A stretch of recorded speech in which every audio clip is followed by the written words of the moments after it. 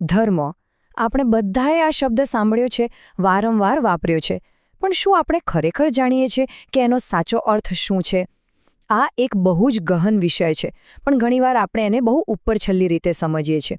તો ચાલો આજે આના મૂળમાં ઉતરીએ અને એના સાચા સત્યને સમજવાનો પ્રયત્ન કરીએ. અને શરૂઆત જ એક બહુ મોટા સવાલથી કરીએ.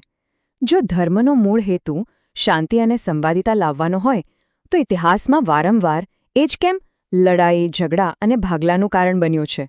આ એક કોયડો છે અને એનો જવાબ શોધવો જરૂરી છે. તો આ સવાલનો જવાબ શોધવા માટે આપણે ક્યાંથી શરૂઆત કરવી? સારું, સૌથી પહેલાં તો આપણે એ તપાસવું પડશે કે આપણે ધર્મને સામાન્ય રીતે કઈ રીતે જોઈએ છીએ, કારણ કે કદાચ આપણી સમજમાં જ ક્યાંક ભૂલ છે. આપણે ઘણીવાર વાત કરીએ છીએ ને કે કોઈએ ધર્મ અપનાવ્યો અથવા કોઈએ ધર્મ પરિવર્તન કર્યું, જાણે કે કોઈ શર્ટ હોય જેને આપણે ઈચ્છીએ ત્યારે ઉતારીને બીજું પહેરી શકીએ. પણ શું ધર્મ ખરેખર એટલી સરળ વસ્તુ છે?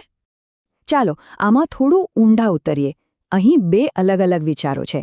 એક બાજુ છે અપનાવેલી ઓળખ, જેને બદલી શકાય, અને બીજી બાજુ છે અંતર્નિહિત સ્વભાવ, એવી વસ્તુ જે એટલી મૂળભૂત છે કે તમે એને અલગ કરી જ ના શકો. આ ફરક એટલો મોટો છે જેટલો કપડાં બદલવામાં અને પાણીમાંથી એને H2O ને અલગ કરવામાં છે. સારું, એ તો શક્ય જ નથી, ખરું ને? અને જુઓ, આ વાત અહીં કેટલી સરસ રીતે સમજાવી છે. જ્યારે આપણે કોઈ નદી કે સમુદ્રનું પાણી જોઈએ ત્યારે આપણને શું દેખાય છે?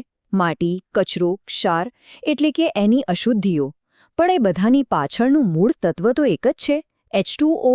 આપણે ધર્મ સાથે પણ કંઈક આવું જ કરીએ છીએ.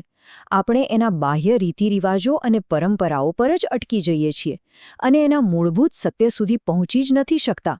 તો પછી એ મૂળભૂત સત્ય છે શું? એને સમજવા માટે આપણે એકદમ શરૂઆતથી શરૂ કરવું પડશે. ચાલો આપણે પૃથ્વી પરના અસ્તિત્વની 4 મૂળભૂત અવસ્થાઓને જોઈએ.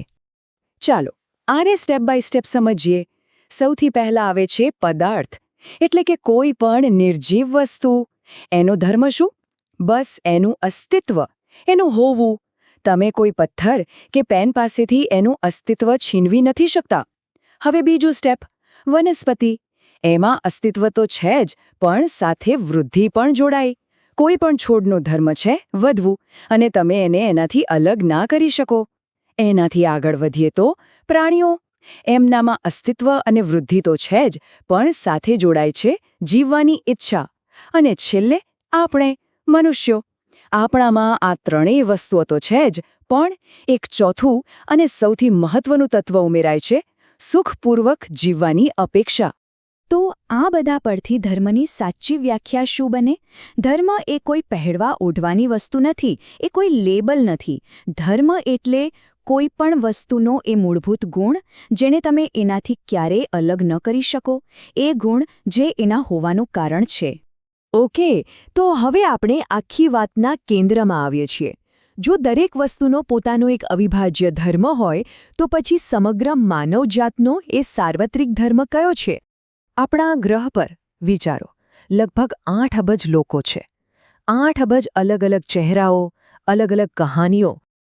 તેમ છતાં આટલી બધી વિવિધતાની વચ્ચે ફક્ત એક જ એવો ધર્મ છે જે આપણા બધામાં સમાન છે, એક અવિભાજ્ય સત્ય. અને એ સત્ય છે સુખપૂર્વક જીવવાની ઈચ્છા. આ જ દરેક મનુષ્યનો સાર્વત્રિક ધર્મ છે. આને તમે કોઈ મનુષ્યથી અલગ કરી જ ન શકો.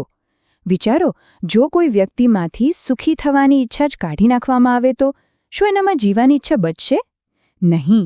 આપણું દરેક કામ, દરેક નિર્ણય આખરે તો આ એક જ મૂળભૂત ધર્મથી પ્રેરિત હોય છે. હવે કદાચ એવું લાગે કે આ તો બધી ફિલોસોફીની વાતો છે, પણ એવું નથી. ચાલો જોઈએ કે આ સમજ આપણા રોજિંદા જીવનના નિર્ણયોને કેવી રીતે અસર કરી શકે છે. જુઓ, દરેક અવસ્થામાં કોઈ એક લક્ષણ મુખ્ય હોય છે, પ્રભાવી હોય છે. પદાર્થ માટે એનું રૂપ, એનો આકાર સૌથી મહત્વનો છે. વનસ્પતિ માટે એના ગુણ, જેમ કે કોઈ ઔષધિના ગુણ. પ્રાણી માટે એનો સ્વભાવ. પણ મનુષ્ય માટે સૌથી પ્રભાવી શું છે? એનું રૂપ નહીં, એના ગુણ નહીં, એનો સ્વભાવ પણ નહીં. મનુષ્ય માટે સૌથી પ્રભાવી છે એનો ધર્મ, એટલે કે સુખની એ નિરંતર શોધ. આ વાતને એકદમ પ્રેક્ટિકલ ઉદાહરણથી સમજીએ. માની લો કોઈ જીવનસાથી શોધી રહ્યું છે, તો એ સમયે આપણે મોટાભાગે કઈ વસ્તુઓ પર ધ્યાન આપીએ છીએ? આપણી આસપાસનો સમાજ આપણને શું શીખવે છે એ દેખાવ પર, ડિગ્રીઓ પર, પૈસા પર ધ્યાન આપવાનું કહે છે. પણ આ બધી વસ્તુઓ શું છે? આ તો રૂપ છે, જે પદાર્થનું લક્ષણ છે, મનુષ્યનું નહીં. આપણે અહીંયા જ સૌથી મોટી ભૂલ કરીએ છીએ. આપણે એક જીવતા, લાગણીશીલ મનુષ્યને એક નિર્જીવ વસ્તુના માપદંડથી માપવાનો પ્રયત્ન કરીએ છીએ, જ્યારે કે એની અસલી વાસ્તવિકતા તો એના ધર્મમાં છે, એના સુખી થવાની અને સુખી કરવાની ક્ષમતામાં છે, એના મૂલ્યોમાં છે. સારું, તો આ સમગ્ર ચર્ચાના અંતે એક સવાલ જે આપણે સૌએ પોતાની જાતને પૂછવાનો છે. આટલું સમજ્યા પછી હવે આપણે પોતાની જાતને પૂછીએ, આપણા પોતાના જીવનમાં આપણા સૌથી મોટા નિર્ણયો, પછી એ કરિયરના હોય કે સંબંધોના, એ નિર્ણયો શાના આધારે લેવાય છે?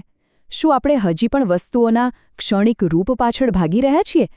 કે પછી આપણે આપણા સાચા, અંદરના ધર્મને, એટલે કે સાચા અને લાંબા ગાળાના સુખની શોધને પ્રાથમિકતા આપી રહ્યા છીએ? જરા વિચારજો, કારણ કે આ એક સવાલનો જવાબ કદાચ બધું જ બદલી શકે છે.